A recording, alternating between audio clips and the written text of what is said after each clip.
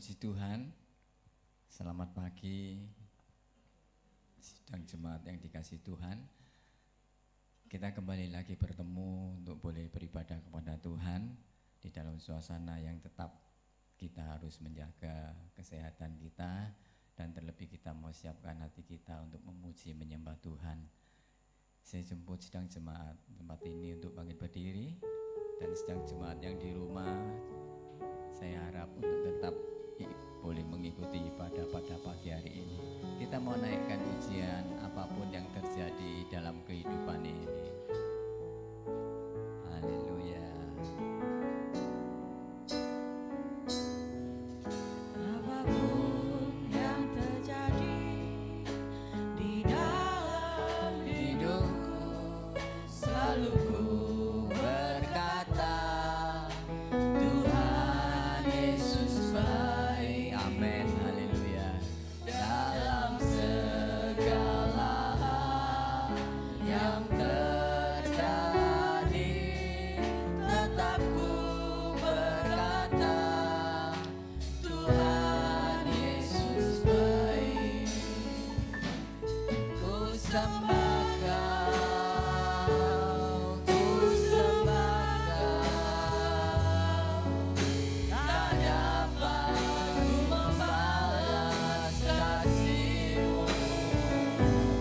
Ku sembah Kau, ku sembah Kau Bapa. Ku rindu selalu menyenangkan-Mu. Apapun yang terjadi, Tuhan tetap baik. Kita mau mendekat kepada Tuhan. Kita mau menyembah Dia. Di dalam hidupku selalu ku berkata, Tuhan, Kau baik. Tuhan Kau sangat baik di dalam kehidupan ini. Haleluya.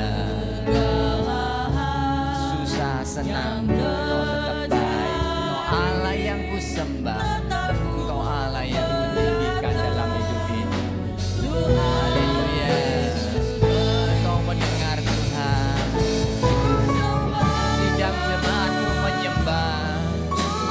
Sidang jemaatmu ingin menyenangkan Engkau Tuhan. Oh haleluya. Harta, kesehatan tidak dapat membalas kasih Tuhan. Kita hanya bisa menyembah Tuhan, menyenangkan hati Tuhan.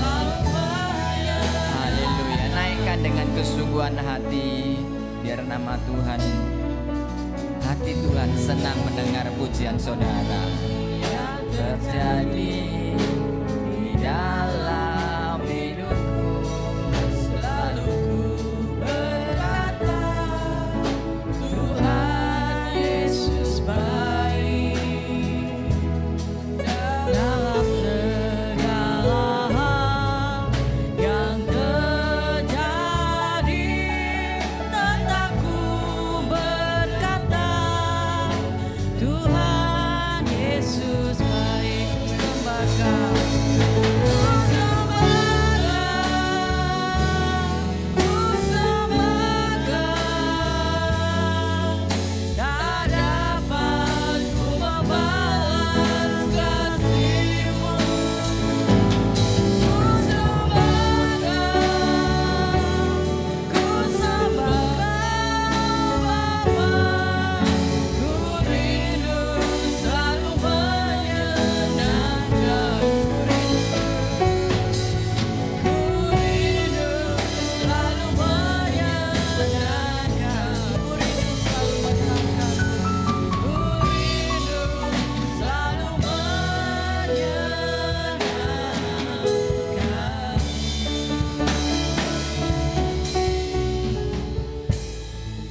Bapa yang baik yang kami sembah dalam nama Tuhan Yesus, itulah kerinduan kami Tuhan, untuk kami senantiasa menyembah nama Tuhan, menyenangkan hati Tuhan, menyukakan Engkau Tuhan dalam kehidupan kami. Sehingga saat pagi hari ini Tuhan kami belajar untuk tetap setia, untuk beribadah kepada Tuhan, untuk menyembah nama-Mu, memuji nama Engkau Tuhan. Terima kasih Tuhan Yesus, terima kasih buat kasih setia-Mu, kasih kemurahan-Mu atas kehidupan kami. Sehingga kalau kami ada sebagaimana kami ada pada pagi hari ini semua karena kasih kemurahan Tuhan. Terima kasih ya Tuhan, terima kasih. Saat ini kami mau memuji, memuliakan nama Engkau. Kami rindu Tuhan, hadirat-Mu ada tengah-tengah kami. Kami rindu urapan kuasa Roh Kudus mengurapi kami semuanya. Baik sidang jemaat-Mu, baik yang melayani, semuanya tanpa terkecuali Tuhan Kau urapi kami dengan urapan yang sama, yaitu dari kuasa Roh Kudus-Mu. Baik sidang jemaat-Mu yang di gereja, baik yang di rumah, yang mengikuti ibadah secara online, semuanya Tuhan Kau berkati dengan berkat-Mu yang sama ya Bapa. Terima kasih Tuhan, terima kasih. Kami akan memulakan ibadah kami. Pada pagi hari ini kami serahkan semua dalam tangan kasih Tuhan. Dari awal, pertengahan, sampai akhirnya kami serahkan dalam tangan kasih-Mu ya Bapa. Hanya di dalam nama Tuhan Yesus Kristus kami akan memuji, memuliakan nama Engkau, bersorak-sorai memuji-Mu Tuhan. Haleluya, amin. Silakan duduk kembali. Shalom aleihim. Ada sukacita Bapak Ibu Saudara semuanya? Haleluya. Mari kita mau terima sukacita surga dari Tuhan. Sehingga saat ini walaupun apapun terjadi di dalam bangsa dan kota kita, kita tetap mempunyai sukacita daripada Tuhan. Haleluya.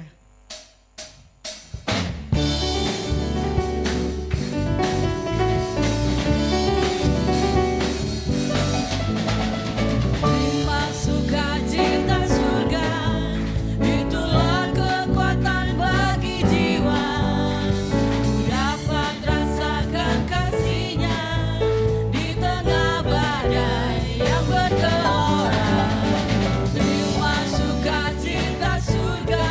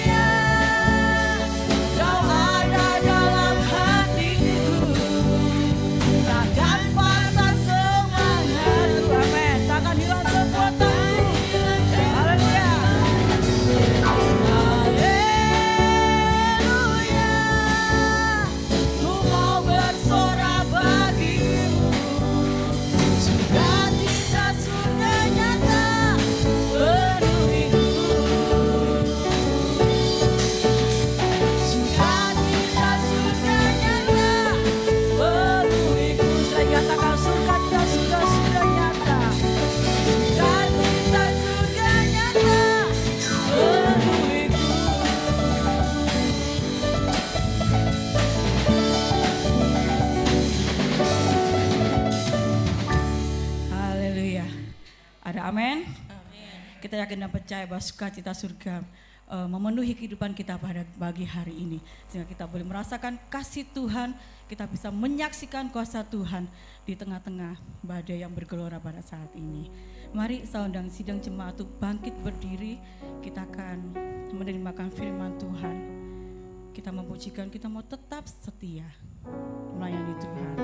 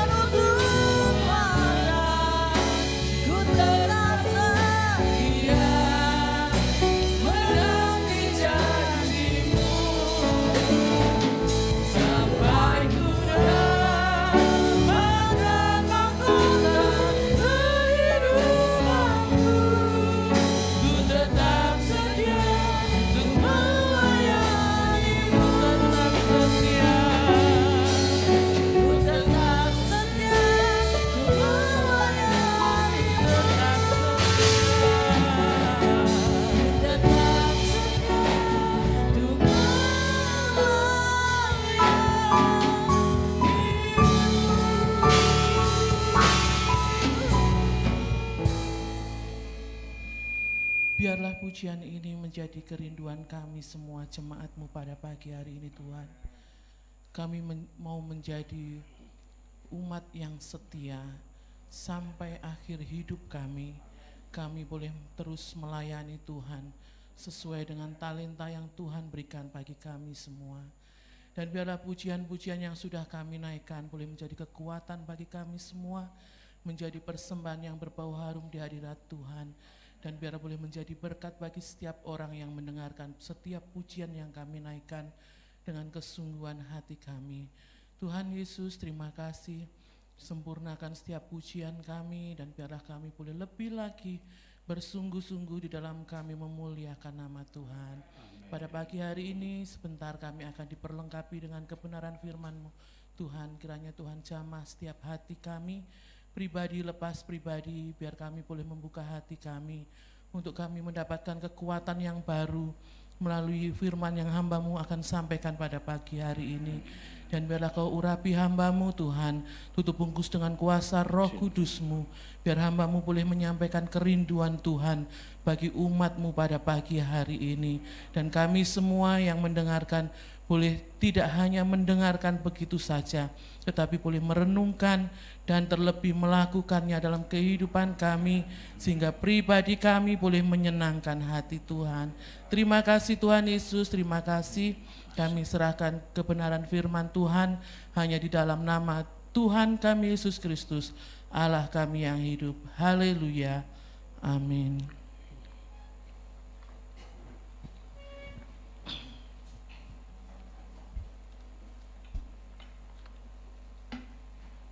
Shalom alaikum.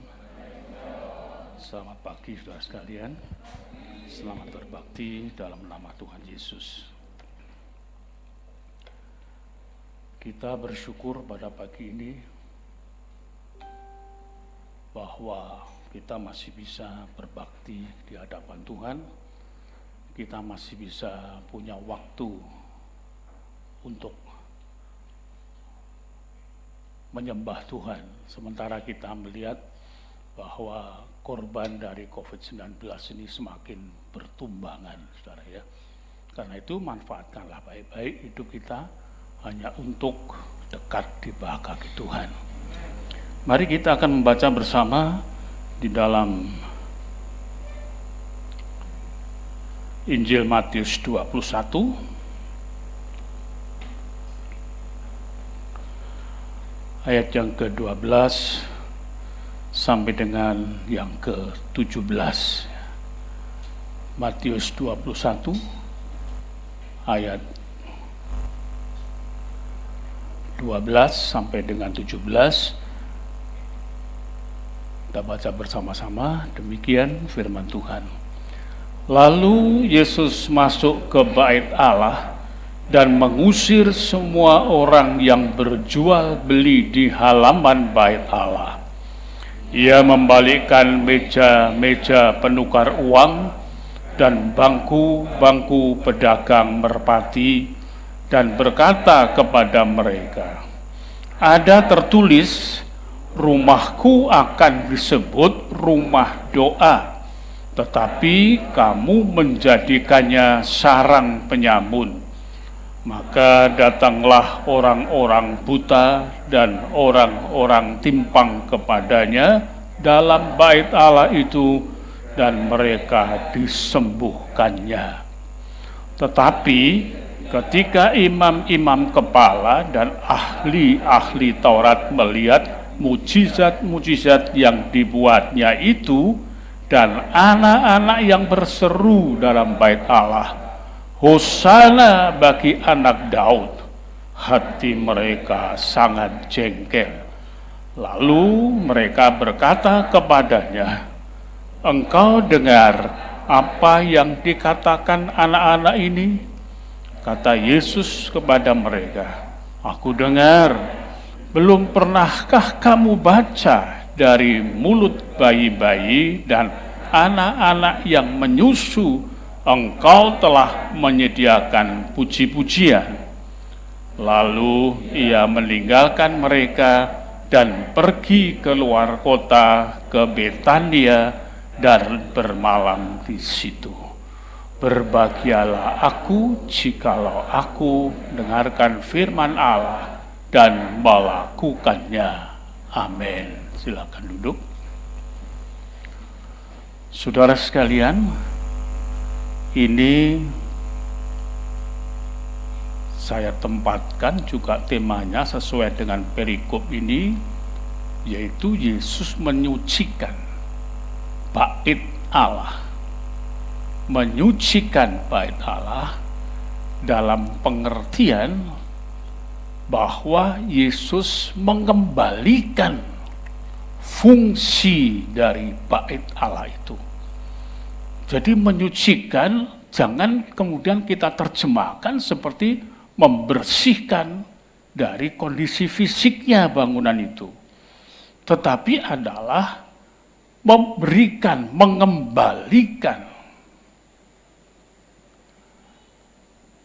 mengembalikan apa yang menjadi fungsi dari bait Allah itu.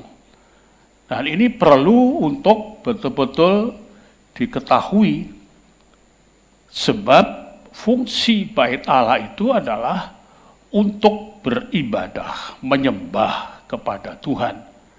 Jadi bukan merupakan tempat pertemuan-pertemuan umum yang kemudian berlaku hal-hal yang tidak sesuai dengan firman Allah. Ya. Ini perlu untuk dikaji, supaya jangan kita kemudian menganggap Tuhan Yesus itu kejam. Ya. Tuhan Yesus itu betul-betul melakukan apa dan mengasihi siapa yang mereka itu mempergunakan, memanfaatkan bait Allah itu. Ini perlu untuk diperhatikan dengan seksama. Sebab fungsi dari bait Allah pada waktu itu sudah berubah. Itu menjadi gedung untuk mereka ajang bisnis. Jadi mencari keuntungan sendiri. Tidak memikirkan sesuatu yang dibutuhkan dari kedalaman batinnya, yaitu untuk beribadah kepada Tuhan. Saudara sekalian harus tahu, fungsi rumah Allah, fungsi dari gereja, itu sangat besar untuk membangun moralitas bangsa ini. Fungsi dari rumah Allah, tempat ibadah, itu bukan untuk mengkacaukan, membuat kekacauan, tetapi untuk membangun moralitas, menumbuhkan spiritualitasnya, membangun kehidupan di dalam dan di mana bangsa itu berada. Bersyukurlah kalau banyak rumah ibadah yang dimanfaatkan dengan sebuah kebenaran. Sebab Amsal mengatakan, jikalau tidak ada wahyu, maka liarlah rakyat itu. Jadi perlu adanya satu gedung yang dipakai untuk menyembah Tuhan, memperbaiki moral dari bangsa ini, untuk mengerti bahwa tujuannya manusia diciptakan yang utama adalah menyembah Tuhan, memuliakan Tuhan, lalu membangun satu kehidupan sosial yang penuh dengan kasih dan cinta. Jadi pemanfaatan mimbar ini adalah pemanfaatan yang betul-betul sangat diperhatikan oleh Tuhan, sangat diperhatikan oleh Allah, dan betul-betul akan dinilai. Jikalau mimbar itu tidak berfungsi untuk menyembah Tuhan, maka akan dilibas oleh Tuhan. Karena itu Tuhan Yesus begitu tegas.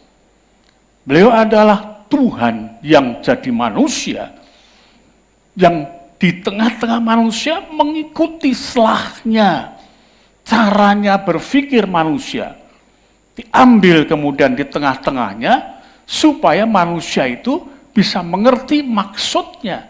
Tatkala Tuhan seperti ini, masuk ke dalam rumah Allah, lalu kemudian melihat fungsi sudah berubah.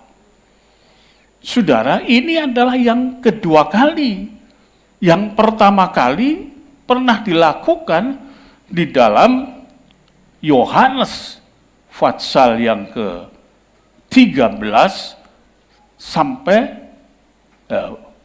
pasal 2 ayat 13 sampai dengan seterusnya. Saya bacakan demikian.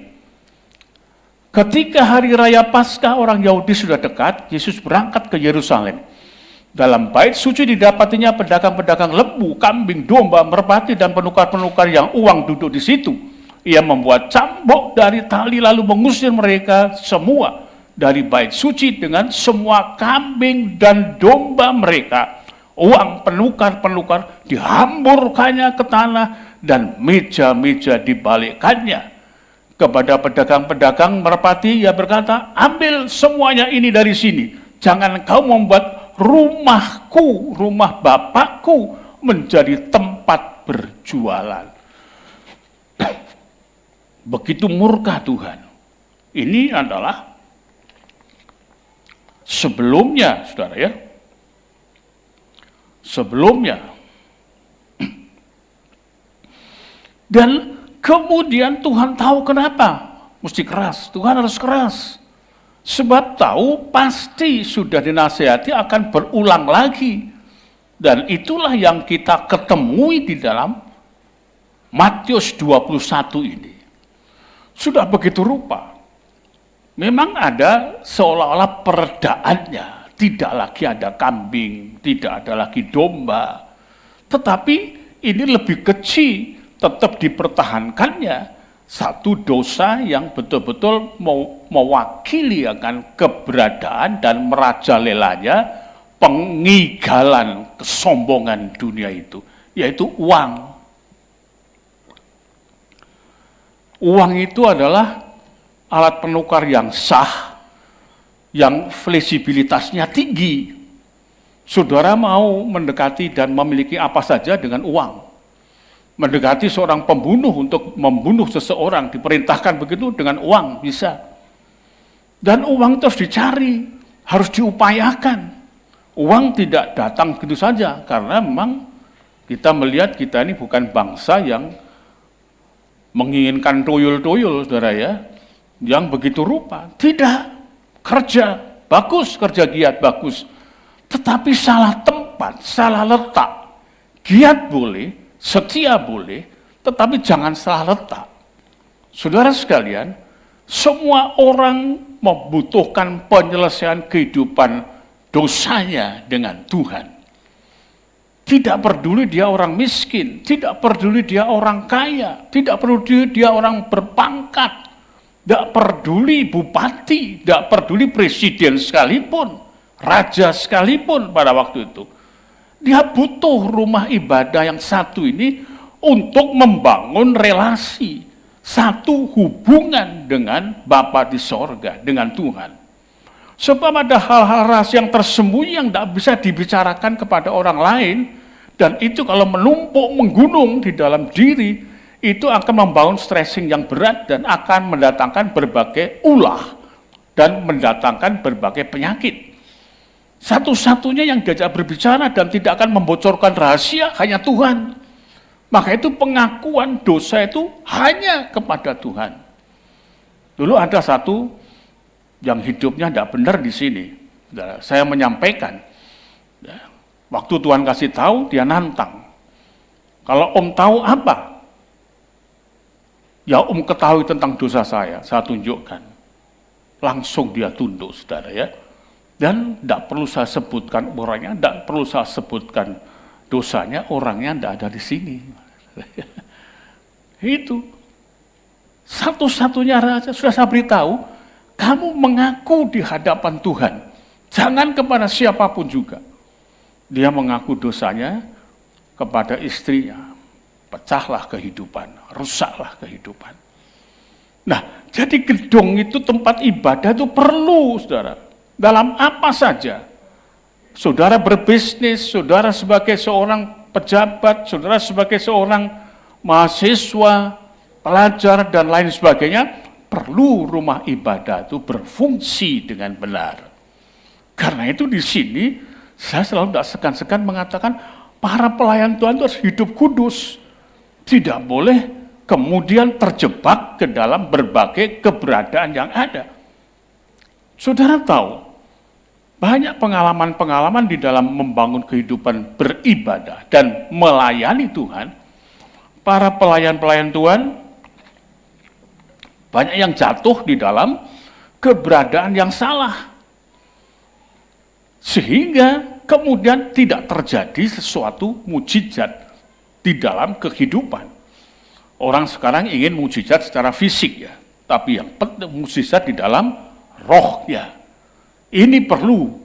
Iblis bisa membiarkan kamu sembuhkan dia, yang bengkok, yang bungkuk, yang timpang, yang silahkan, tidak menghalangi. Tetapi untuk pertobatan yang merupakan sebuah dan sesuatu perubahan dalam diri yang menjadi program Tuhan, misi Tuhan turun ke bumi ini, itu yaitu merubahkan kehidupan moralitas dan spiritualitas bangsa, itu dicegahnya. Nah, karena itu perlu kita tahu triknya, caranya itu bermacam-macam. Saudara ya, memang gedung gereja ini perlu dibiayai untuk perawatan dan lain sebagainya. Kita butuh orang kaya, tapi jangan diserimpet orang kaya itu. Jangan dibelokkan orang kaya itu. Jangan kemudian seorang pendeta, seorang hamba Tuhan tunduk pada orang kaya. Kalau tunduk pada orang kaya itu tidak membelas kasihani orang kaya. Orang kaya itu perlu datang untuk meminta satu kewibawaan seorang hamba untuk menumpahkan, untuk menyampaikan apa yang menjadi beban berat dalam dunia. Saudara kira ada orang kaya itu tidak berat bebannya? Banyak bebannya, saudara. Lihat tuh pemuda yang kaya itu. Dia datang kepada Tuhan sulit. Dia sudah menjadi seorang yang moralistis. Semua hukum sudah dilakukan. Cuma tinggal satu melangkah. Jual hartamu, berikan kepada orang miskin dan ikut aku. Apa maknanya? Apakah dijual habis-habisan? Tidak. Artinya kepemilikanmu terhadap hartamu itu harus dipindahkan kepada sebuah pekerjaan Tuhan untuk memelihara orang miskin, orang menderita, dan lain sebagainya. Itu sebabnya dalam perumpamaan Tuhan Yesus, beliau mengatakan tentang seorang raja. Ya. Tatkala aku lapar, engkau memberi aku makan. Tatkala aku tidak berpakaian, engkau memberi aku pakaian. Lalu timbul pertanyaan, dalam hal mana bahwa engkau lapar, engkau telanjang, dan lain sebagainya? Maka kemudian disebutkan, dalam hal sesama saudara-saudaraku yang paling hina, kalau engkau tidak memperhatikannya, tidak memberinya makan, tidak memberinya pakaian, tidak memberinya tempat menginap, dan lain sebagainya, engkau telah tidak memberikan sesuatu layanan kepadaku. Kita melihat ini, bacalah Alkitab itu dengan seutuhnya, jangan main cuplik, comot 1-2 ayat, tapi seluruhnya. Kita baru kemudian melihat, orang kaya itu kasihan, saudara. Godaannya banyak. Godaan untuk memiliki sesuatu ada. Godaan untuk menikmati sesuatu ada. Godaan untuk ini, itu, dan lain sebagainya ada. Hamba Tuhan mesti peka untuk bisa menolong mereka untuk melihat, untuk bersama-sama ikut menyelesaikan permasalahannya. Jangan malah kemudian ditunggangi atau dia malah ditunggangi.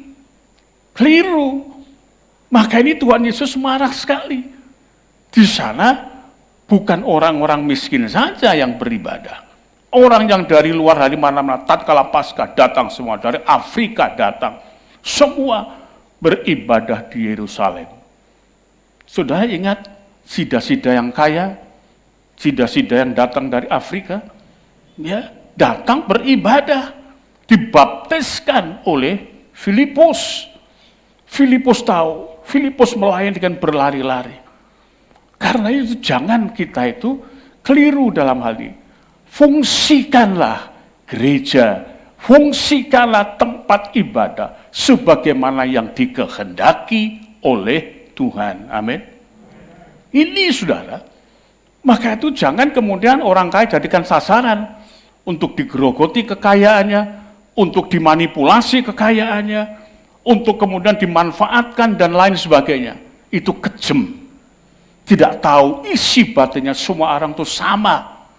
Biar dia kaya atau miskin, untuk mendekat kepada Tuhan, untuk disejahterakan di dalam Tuhan, untuk punya iman yang kuat di dalam Tuhan, sama seperti saudaranya yang lain. Memang orang yang miskin itu karena memang hatinya dari awal sudah diarahkan untuk berharap kepada Yang Maha Kuasa, karena yang kiri kanan tidak ada yang dapat diharapkan. Lebih gampang untuk mendidiknya. Tapi orang kaya susah. Saya merenungi berpuluh tahun ini. Mana ada yang lain yang menyampaikan harus dengan begitu rupa lugasnya. Jangan menghalang-halangi orang kaya untuk setia kepada Tuhan. Apalagi hamba-hamba Tuhan, kader-kader ini. Jangan kemudian engkau di bawah daripada orang kaya. Orang kaya butuh wibawamu. Orang kaya butuh akan nasihatmu yang diurapi oleh firman Tuhan. Butuh keteladananmu. Yang ini semuanya adalah merupakan bagian yang menerangi jalannya untuk menemukan Tuhan dalam hidupnya. Jangan disesatkan.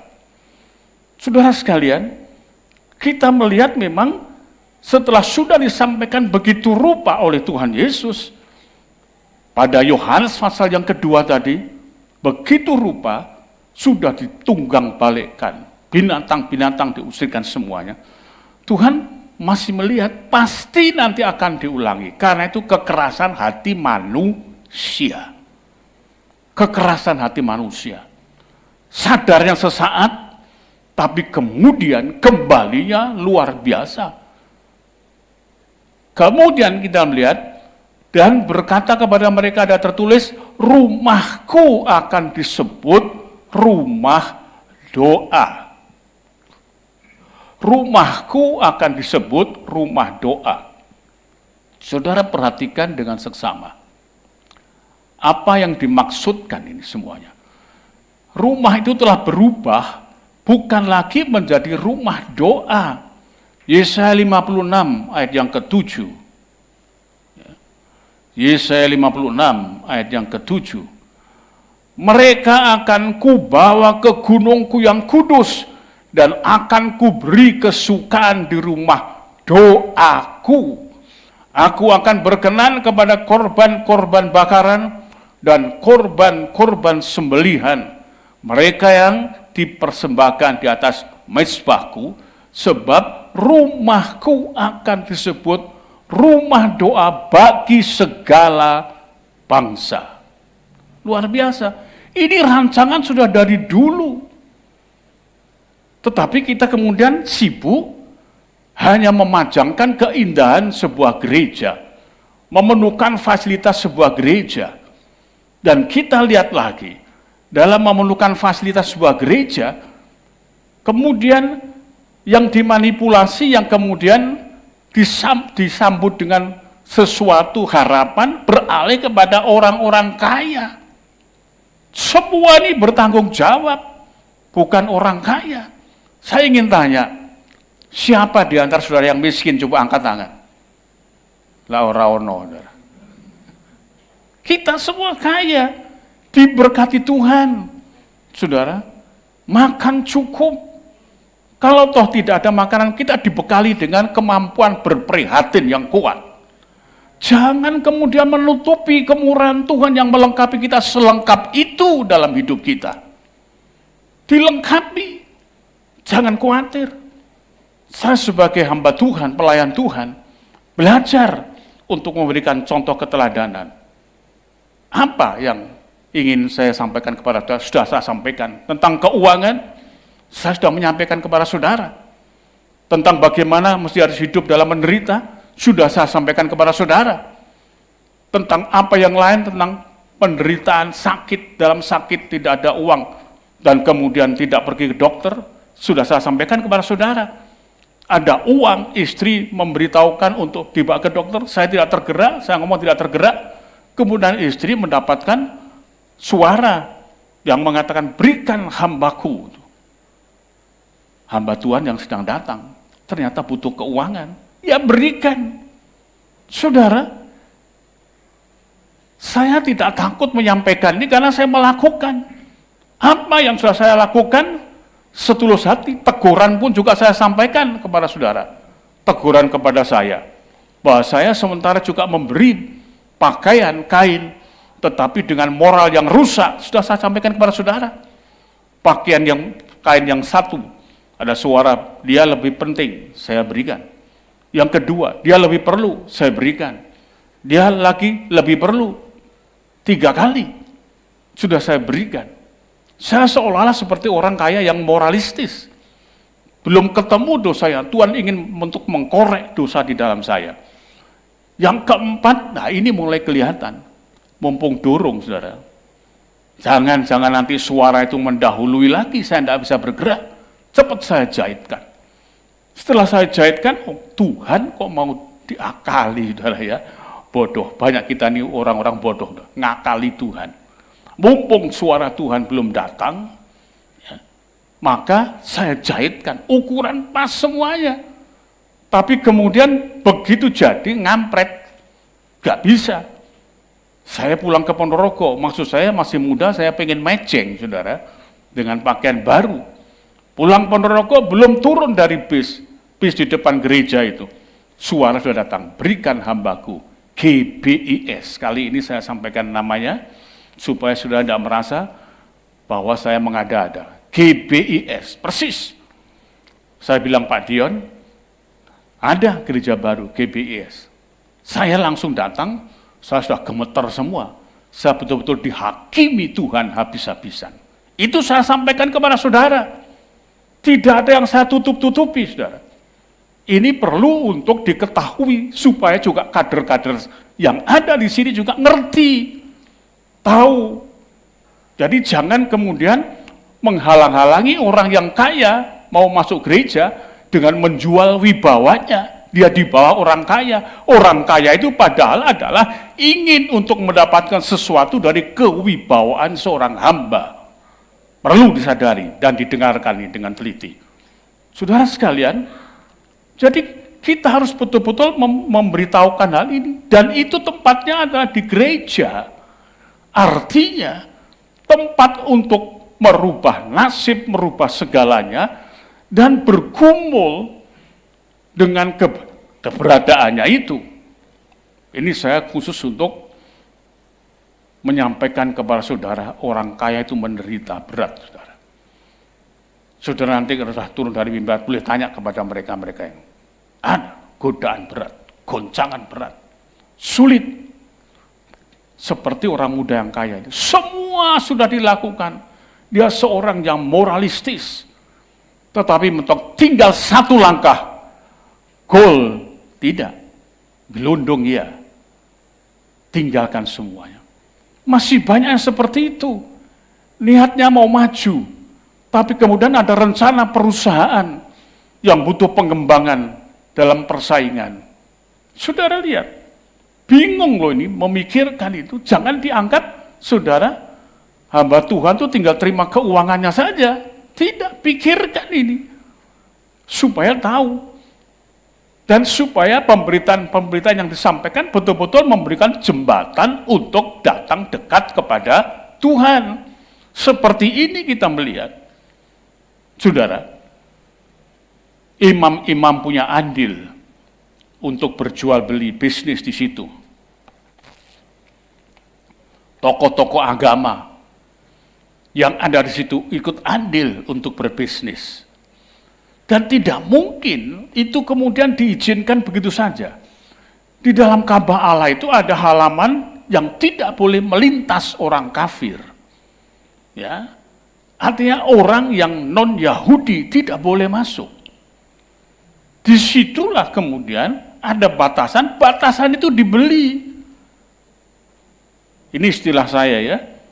Dibeli dengan menukarkan, memberikan segebok uang sehingga dia bisa kemudian membuka stand-stand di situ.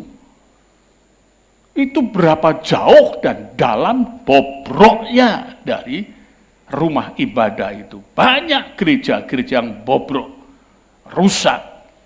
Saya berkata demikian bukan berarti sok suci, tapi saya ingin mengajak saudara supaya saudara doakan saya suci, saudara juga suci melalui firman yang saya sampaikan dengan tidak direkayasa. Sekarang banyak direkayasa dengan guyonan, dengan humor yang tidak diperlukan. Memang orang tidak boleh ibadah dengan ketegangan, tapi juga tidak boleh ibadah dengan geladusan. Itu istilah saya, saudara ya. Guyonan gak karu-karuan gitu. Dari A sampai Z. Disenangi, tetapi sementara jemaat tidak mengerti bahwa dia belum terlayani urusannya. Menyelesaikan kehidupan dosanya ini di hadapan Tuhan. Bisa nangkap, saudara? Mari sampai di sini kita harus mengerti apa yang dilakukan oleh Tuhan Yesus ini bukan sebuah tindakan-tindakan anarkis, tindakan-tindakan yang otoriter, tidak.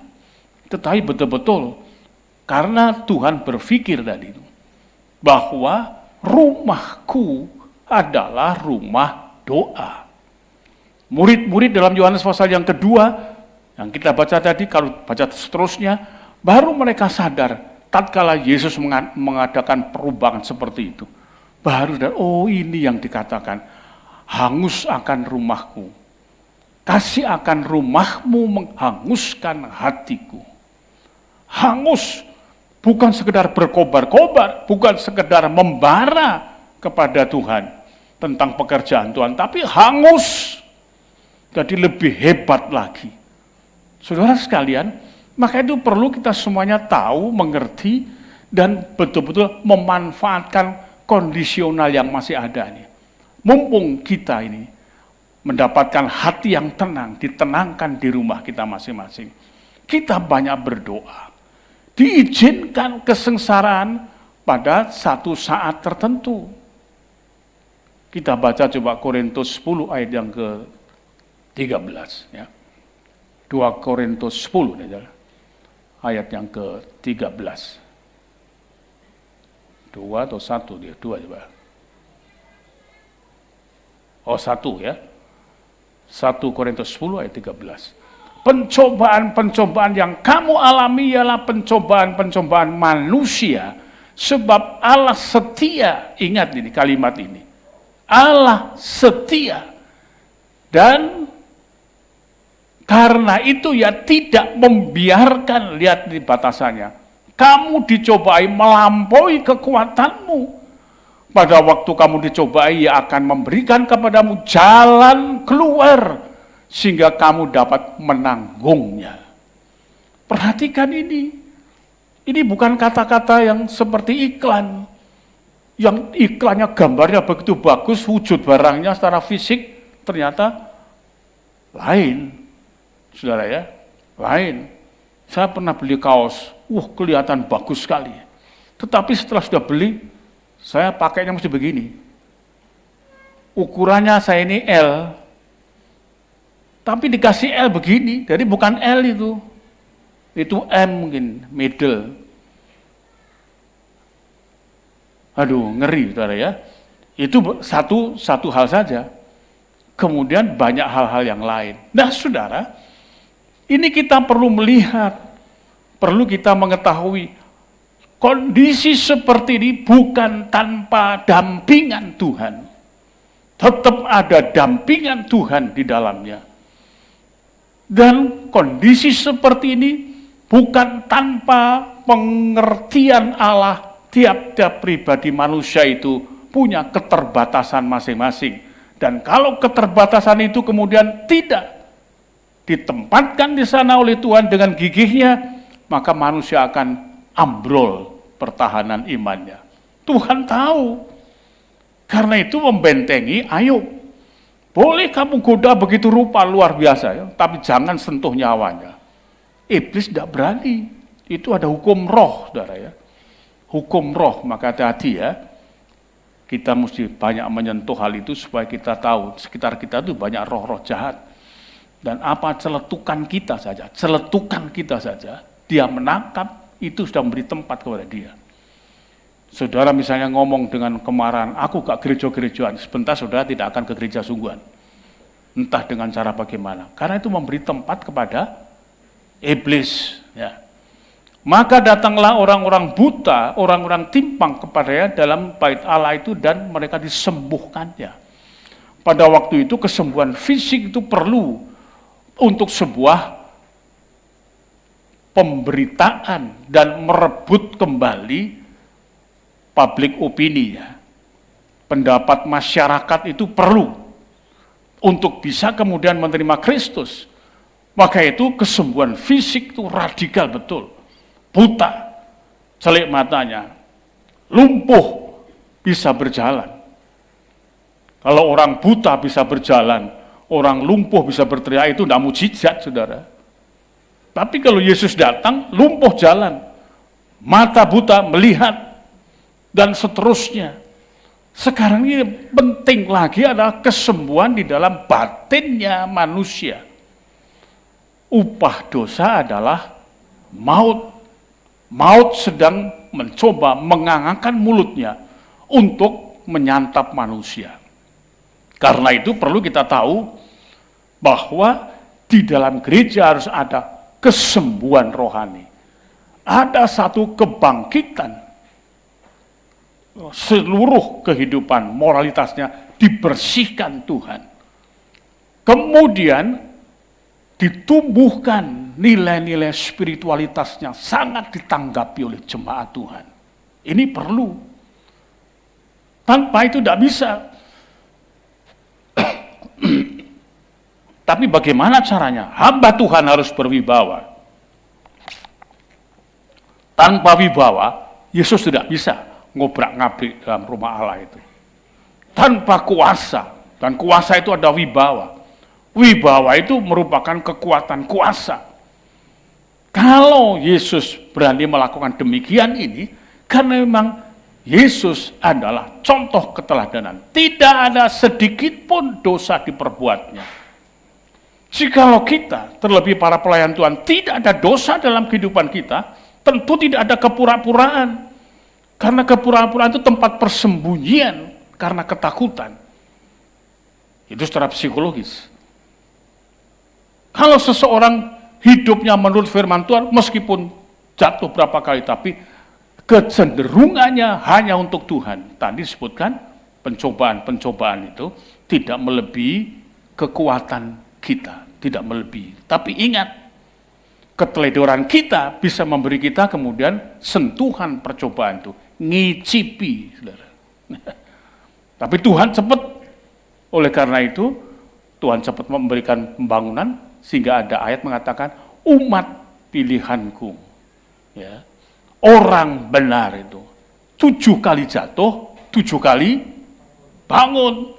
Tapi jangan saudara anggap itu kriteria itu harus masuk dulu orang benar.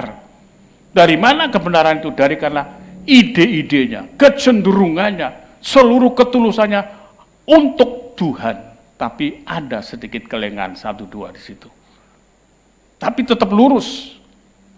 Maka Tuhan akan mengangkat dia kembali. Tapi kalau kecenderungannya itu sudah memang untuk perbuatan-perbuatan dosa, jangan kemudian mempermasalahkan ayat itu atau memakai ayat itu sebagai rapalan. Tidak akan. Nah, saudara, ketika melakukan hal itu, imam-imam dan ahli Taurat sakit hati. Layanannya tidak memberikan satu apa-apa. Perubahan moral, tidak. Rusak moral, iya. Melayani, tiap sabat baca kitab Taurat. Tetapi pelayanannya justru membawa kepada keterpurukan, sangat memalukan. Maka gereja Tuhan harus dijaga, siapapun juga. Jangan pernah berkompromi dengan kejahatan. Sebab kejahatan itu moral yang rusak. Cuma disebutkan dosa itu agaknya rodok sopan sedikit. Ketimbang moralmu rusak. Kamu dosa. Dibandingkan dengan kamu moralnya rusak. Mana yang lebih berat diterima, saudara? Moral, antep dodo itu rasanya menerima itu. Dosa, biasa. Nah, karena itulah mereka itu kemudian sakit hati. Anak-anak yang menyambut. Jikalau orang dewasa tidak ada yang menyambut Yesus, maka anak-anak yang menyambut. Kenapa anak-anak menyambut? Anak-anak masih punya hati bersih. Maka itu Tuhan Yesus beliau menyatakan, mengambil anak-anak ini contohnya. Barang siapa hidup seperti anak-anak inilah layak masuk kerajaan sorga. Aduh, luar biasa, saudara. Karena itu perlu kita tahu, tatkala anak-anak itu menyampaikan sanjungan Hosana bagi anak Daud, hati mereka jengkel, dididik, diajari begitu rupa. Ya, dalam Matius 21 tadi ya, ternyata berapa tahun ahli Taurat belajar, sampai pusing kepala dan lain sebagainya, jenggotnya sampai panjang, tapi tidak ada yang bertobat, karena dia sendiri pun juga nimbrung ikut di dalam kancah kehidupan dosa. Aduh, karena itu peran para kader-kader Tuhan, baik pendeta, membantu pendeta muda, yang ini jadi harapan semuanya. Perhatikan ini dengan sungguh-sungguh di hadapan Tuhan. Tidak ada gunanya PDM, S1, S2, doktor. Tuh, saya masukkan di Facebook, saya ingin memancing tanggapan-tanggapan itu. Tuh, saya bisa menilai kemudian. Saya tidak berani ngomong. Saya bisa menilai itu. Aduh, saudara, saya harapkan semuanya, para diaken, penatua, hendaknya betul-betul kita menjadi teladan dalam hal ini. Perkataan, perbuatan, jangan geladusan ngomongnya. Ya. Maka itu saya betul-betul berharap sebetulnya saudara bisa melakukan untuk berkhotbah di sini. Tapi dengan kepangkatan, pendeta, PDP, PDM, PDT itu kepangkatan. Ya, saudara. Tapi gembala itu jabatan. Maka gembala bisa menguasai semuanya, meskipun mungkin kalah dalam kepangkatan. Gembala punya otoritas. Makanya gembala tidak boleh kemudian lengah. Ada pangkat tinggi, kedudukan tinggi di mimbar. Dulu ada komandan, bukan kodim, apa itu? Bawahnya kodim tahu itu? Oh, di atasnya koramil. Kadon, batalion ya, komandan batalion itu dulu. Di sini, lalu kemudian ada lagi kepolisian, polisi, bukan polresnya, masih ada bagian pangkatnya tinggi juga. Tidak benar ya, saya tidak bisa melayani, saudara ya, dan lain sebagainya. Aduh, mesti punya wibawa. Orang sudah bisa khotbah dengan gagah power. Sekarang kan musim power. Oh, itu bukan karena gininya. Ya, kadang-kadang saya aduh kasihan ya. Di dalamnya itu supaya kemudian ada tumbuh satu kehidupan penuh dengan kekudusan. Amin. Enak sekali kalau orang sudah dalam kekudusan itu. Mau apa. Sudahlah. Tidak perlu kita kemudian mencoba mengangkat-angkat orang, itu tidak perlu. Itu berarti mengangkat-angkat orang itu berarti dia menjerumuskan orang itu sendiri. Dan apa tidak tahu, mereka juga tahu sebetulnya. Nah, karena itu perhatikan itu. Tidak ada yang menyambut orang yang tua-tua dan orang-orang pandai, anak-anak ya. Memuji Tuhan. Hosana, anak bagi anak Daud. Hosana bagi anak Daud. Luar biasa. Sebuah proklamasi yang meledak di tengah-tengah bagaimana kemudian orang Farisi dan ahli Taurat itu mencoba untuk membuat benteng kewibawaan di dalam kehidupan Ka'bah itu. Jebol, saudara, setelah kebenaran disampaikan. Maka perlu anak-anak saudara sekalian, perlu untuk betul-betul diarahkan. Yang anak-anak kecil, masukkan ke CM, Prateka itu, masukkan ke CM, untuk dididik mulai awal, rohaninya. Dan sekarang masih banyak berdoa, anak-anak kita sangat disibukkan, dan bebannya berat. Saudara bayangkan kalau mesti harus punya HP yang untuk apa itu? Ya, dan lain sebagainya itu satu orang kan butuh satu. Nah kalau anaknya 4, apa terpaksa harus beli 4 karena masing-masing perlu sekolahnya. Apa itu bukan biaya lagi? Itu sebuah keterpaksaan sebagai solusi. Doakan dengan sungguh-sungguh ya. Lalu kemudian kita melihat Yesus meninggalkan mereka pergi. Dua-dua di dalam kitab Yohanes pasal 2, Yesus juga no comment pergi. Tidak memerlukan dukungan orang. Kali ini pun juga tidak memerlukan dukungan. Bagaimana kemudian kalau ada seorang yang begitu rupa? Pasti sekarang ini akan menjadi sorotan dan juga akan dibuntuti banyak orang untuk mendapatkan simpati, cuilan simpati ya dari orang ini. Masing-masing diambil. Yesus tidak butuhkan dukungan itu. Pergi. Sebab tahu sikap manusia itu betul-betul fluktuatif. Setempo dia naik, main tinggi, tidak dijaga turun lagi. Begitu. Maka itu perlu Roh Kudus untuk membuat kita tetap eksis di dalam Tuhan itu. Luar biasa. Tuhan memberkati. Mari kita bangkit berdiri.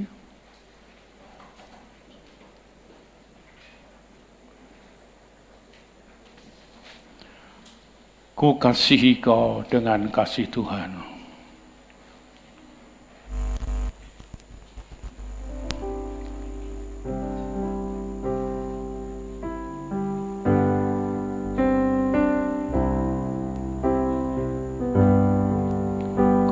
Kasihi kau dengan kasih Tuhan. Ku kasihi kau dengan kasih Tuhan. Kulihat di wajahmu kemuliaan Raja. Ku kasihi kau dengan kasih Tuhan. Ini yang harus kita terapkan. Amin.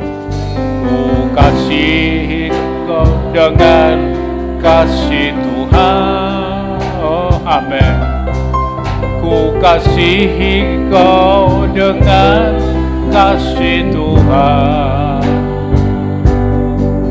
Ku lihat di wajahmu kemuliaan Raja. Ku kasihi kau dengan kasih Tuhan. Ku kasihi kau. Ku kasihi kau dengan kasih Tuhan. Saya persilakan Bapak Yusuf Suton ke depan untuk berdoa. Dengan kasih Tuhan. Kulihat di wajah kemuliaan Raja. Ku kasihi kau dengan kasih Tuhan. Sekali lagi. Kasih Tuhan. Ku kasihi kau dengan kasih Tuhan. Lihat di wajahmu kemuliaan Raja. Ku kasihi kau dengan kasih Tuhan. Ku kasihi kau kasih Tuhan. Haleluya, haleluya, Haleluya. Haleluya.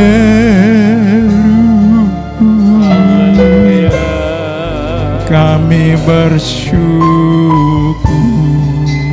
Haleluya. Kasih setiamu Bapa melimpah. Haleluya. Dalam hidup kami. Kami bersyukur. Kami bersyukur Bapa. Haleluya.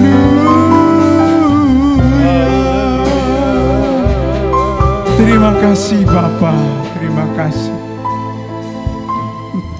Oh demikian baik di dalam kehidupan kami. Engkau tidak pernah berhenti memperhatikan kehidupan kami. Amin. Engkau selalu menyempurnakan kehidupan kami. Ya. Lewat kebenaran firman-Mu pada pagi hari ini Bapa, Engkau membersihkan kehidupan kami masing-masing.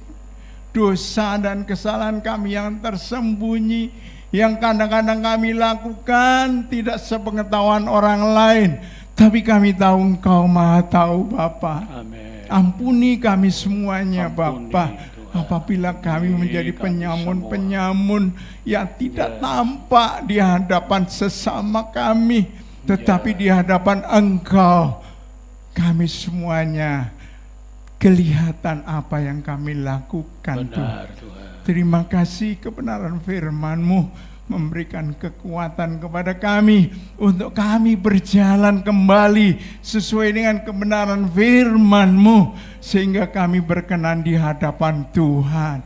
Sekali lagi Bapa, ampuni segala dosa dan kesalahan kami semuanya. Amin. Sehingga kami semakin berkenan di hadapan Tuhan. Terima kasih, berkati hamba-Mu yang sudah menyampaikan kebenaran firman-Mu.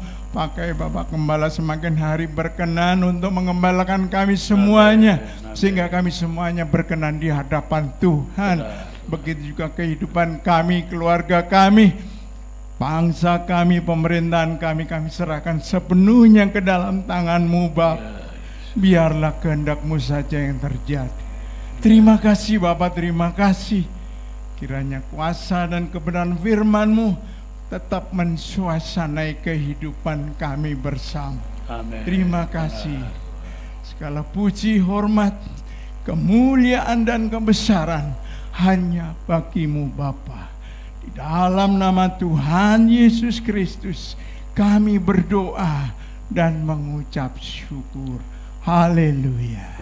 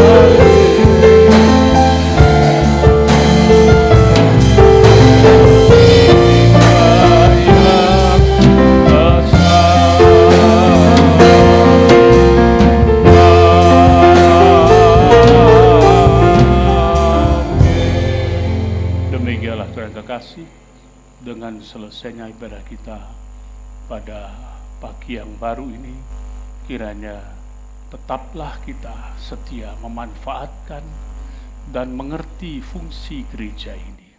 Biarlah kita semakin dibersihkan moralitas kita dan semakin ditumbuhkan spiritualitas kita, sehingga kita sama-sama bertumbuh berbareng satu dengan yang lain.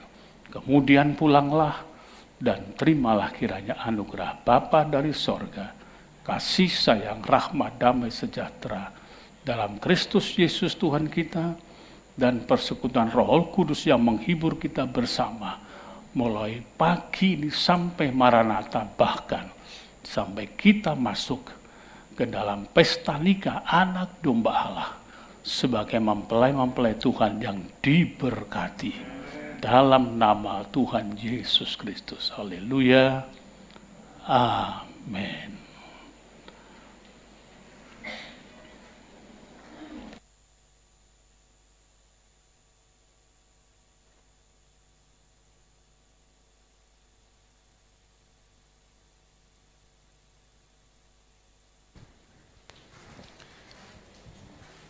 Puji Tuhan, ibadah telah selesai. Saya akan menyampaikan pengumuman gereja. Yang pertama, untuk kegiatan tengah minggu dalam sepekan tidak ada perubahan. Tiap Senin, Selasa, Kamis sampai Sabtu ada doa malam online jam 6:30 malam. Kemudian Rabu jam 5:30 petang ibadah PA di gereja. Sabtu jam 10 pagi ibadah kaum muda remaja di gereja. Kemudian mohon diperhatikan untuk minggu depan. Minggu depan ibadah umum akan dibuka secara umum. Ibadah 2 kali, yaitu ibadah pagi dan ibadah sore. Ibadah pagi jam 6 pagi dan ibadah sore jam 5 sore. Ya. Jadi mohon diperhatikan bagi Bapak Ibu yang beribadah pagi untuk minggu depan, ibadahnya dimulai jam 6 pagi. Ya. Jam 6 pagi sampai jam 7 selesai. Kemudian untuk ibadah online tetap ditayangkan perdana jam 10 pagi, rekaman dari ibadah pagi, kemudian ibadah sore jam 5 sore sampai jam 6 sore. Yang terakhir, nanti setelah ibadah ini selesai, tim KUR akan berlatih sebentar. Sekian, selamat pagi, Tuhan Yesus memberkati.